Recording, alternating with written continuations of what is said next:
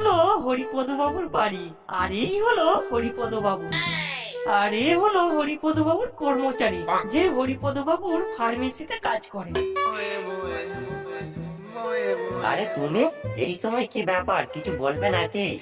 হ্যাঁ কাকু, বলার তো অনেক কিছুই আছে, কিন্তু আপনি যদি কিছু মনে করেন তাই বলতে লজ্জা লাগছে।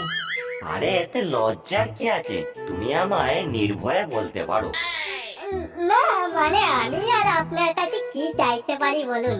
এমনিতে আপনি আমাকে অনেক কিছু দিয়েছেন, আজ আপনি না থাকলে আমি আজ এই জায়গায় আসতে পারতাম না। একটা বেকার ছেলেকে আপনি আপনার দোকানে কাজ দিয়েছেন, থাকার জন্য বাড়ি দিয়েছেন, এর থেকে আর কি চাই বলুন? না না, তবুও তুমি আমাকে বলো, ও আমি কিছু মনে করবো না।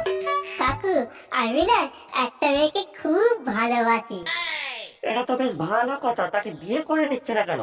আজকাল এমনিতে মেয়ের অনেক অভাব, বেশি দেরি করে ফেললে মেয়ের বাবা আবার অন্যজনের সঙ্গে বিয়ে দিয়ে দেবে, তখন কিন্তু আর কিছু করার থাকবে না। তাই মেয়ের বাবাকে এক্ষুনি গিয়ে বিয়ের কথা বলে দাও, বুঝলে?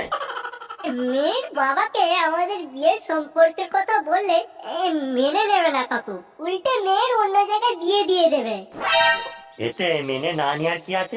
তুমি তো মাসে ভালোই ইনকাম করো, আমার ফার্মেসিতে তুমি কাজ করো, তোমার নিজস্ব বাড়ি আছে, আর কি চাই? বাড়িটা তো আপনি দিয়েছেন কাকু। আমি দিলেও বাড়িটা তো তোমার নামে আছে, আর বেশি বাড়াবাড়ি হলে মেয়েটাকে নিয়ে পালিয়ে যাবে, দরকার পড়ে আমি তোমাদেরকে সাহায্য করব।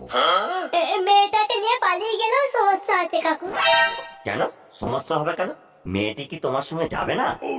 না সেরকম কিছু না, ও আমি আজকে বললি মেয়ে আমার সাথে বেরিয়ে পালিয়ে যাবে। তাহলে সমস্যাটা কোথায়?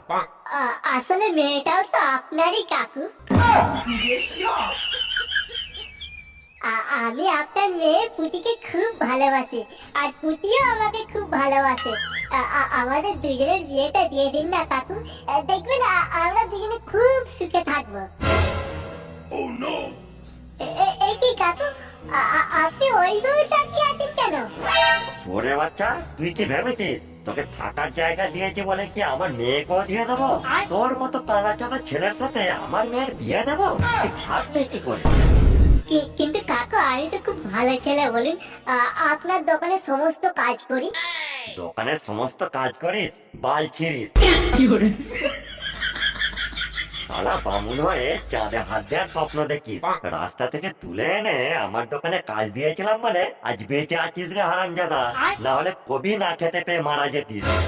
দিয়েছেন তো একটা কন্ডমের দোকানের কাজ, আর কথা বলছেন। ওরে বাচ্চা, ওটা কন্ডমের দোকান না, ওটা ফার্মেসি। ওই একই হলো, কোনোদিন তো না ঔষধ বিক্রি করতে দেখলাম না, খালি বিক্রি হয় স্ট্রবেরি আর ম্যানফোর্ড। বেরিয়ে যাস ওরে বাচ্চা আমার ঘর থেকে, আজ আমার জন্য তুই এই জায়গায় পৌঁছেছিস, আমি না থাকলে তুই না খেতে পেয়ে মরে যেতিস রে হারামজাদা। দূর হ বলছে আমার চোখের সামনে থেকে, জীবনেও এ মুখ হবি না আর।